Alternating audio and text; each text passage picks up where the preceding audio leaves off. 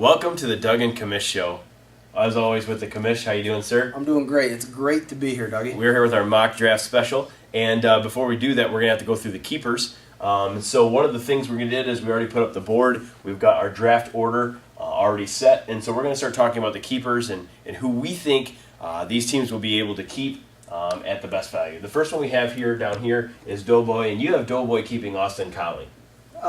Dougie, looking at his roster, it's the only thing that makes any sense. I don't see a whole lot of other players that have good value.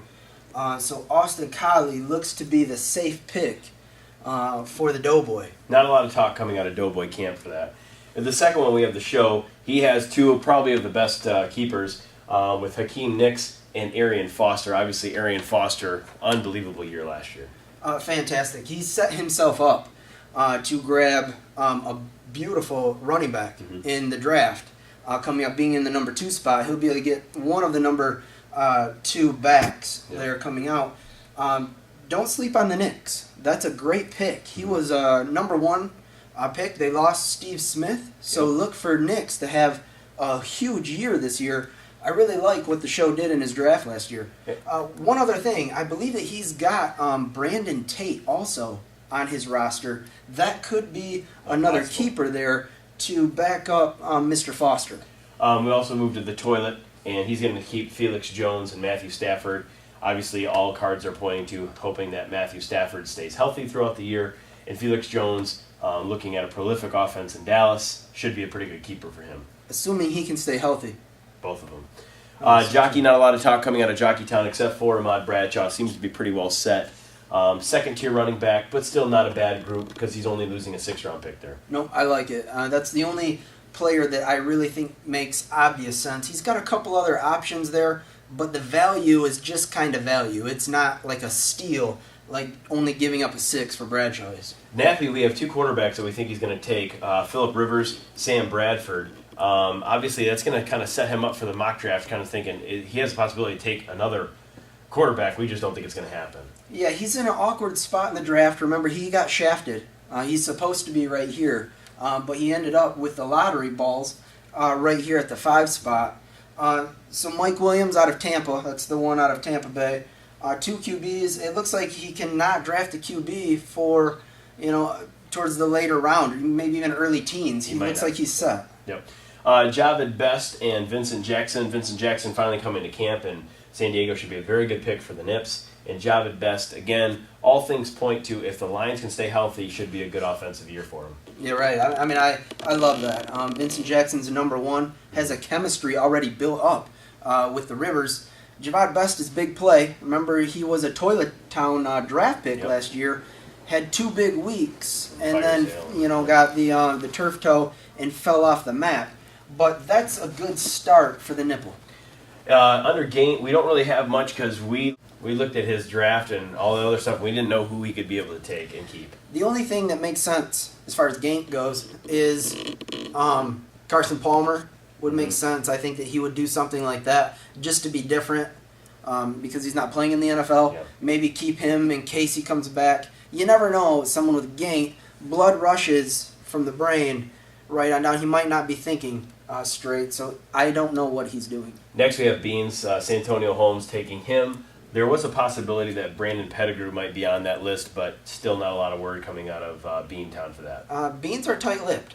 I say Pettigrew makes it. I think it's, I want to say 9th, 10th round value that the Beans would have to give up.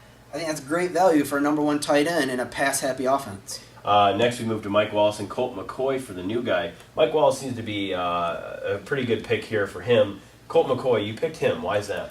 Here's the thing. Colt McCoy is not a proven commodity yet.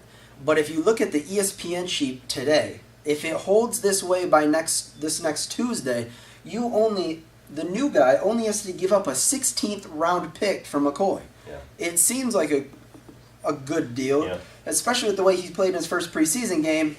He could be the QB of the future and only having to give up by the time he retires a 4th-round pick. Now, Ben Roethlisberger was also on this guy's roster, and he would only have to give up, I think, a 10th-round pick for him. Does he do that? I don't see why not. Double dip Mike Wallace and Ben Roethlisberger. I don't see why not. I like that he'd already have 2 QBs, 1 good, and then he'd need another QB still because McCoy's not ready to be a fantasy starter yet. But for 16th round, you can't go wrong, right? Next, we have Soldier. He's going to, sounds like this way, it sounds like Pittsburgh was the most sure bet for him, with Eli coming in second and Dwayne Bowe coming in third, just the way it ranks. And we even threw Roy Williams here. Why? It's purely value-based. Chapman did surprisingly well not surprisingly well, but obviously he did well. He was the champion, so he's got good value. Roy Williams, I believe, is a 10th or 11th round, and he's a number one receiver on a super pass-happy offense with chemistry, right, with the offensive coordinator. We've got Love here. Eli's good value, and Bowe was the number 2 receiver last year. There's a reason he was the champion, and it's right here. White Trash, Kevin Cobb, and Steve Breston. Kevin Cobb making his way out to Arizona. Obviously has the potential to be a decent quarterback out there with Larry Fitzgerald. Any comments on these two? I like Plant, and I like Cobb. I think that he's going to be successful out there. He's got really nice weapons, a good running game, a decent offensive line, and a horrible defense that just spells a lot of points and a lot of pass attempts for Cobb. Yep. And then lastly, we have Trash here keeping Des Bryant, Matt Ryan, Sidney Rice, and Darren McFadden. Probably the best out of all these is really the McFadden value here. And rumor has it that he might be on the trading block as soon as you keep him. He's been offered in a couple different trades. It's going to have to be scrumptious for me, but I would give him up. I'm only giving up an 11th round pick for him, 9.75.